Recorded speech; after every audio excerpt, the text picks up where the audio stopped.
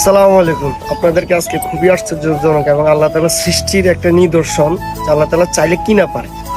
ধরেন একটা বীজ বা একটা চারা রোপণ করলে মাটি লাগে, হাঁস লাগে, কি কত কিছু লাগে, কিন্তু আল্লাহ তাআলা চাইলে এই সকল কিছু বাদেও একটা মানে গাছকে বড় করতে পারে। সেটার নিদর্শন দেখেন।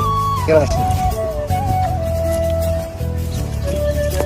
এটা দেখেন, এই গাছটা দেখেন, মাটি মাটি কত নিচে আর গাছ এটার উপরে আরেকটা গাছ উঠে গেছে।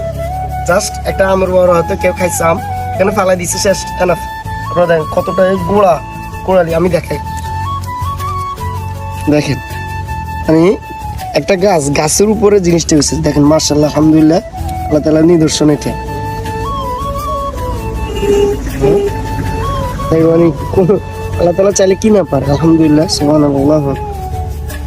এই হচ্ছে আল্লাহ তাআলার নিদর্শনের একটা নমুনা।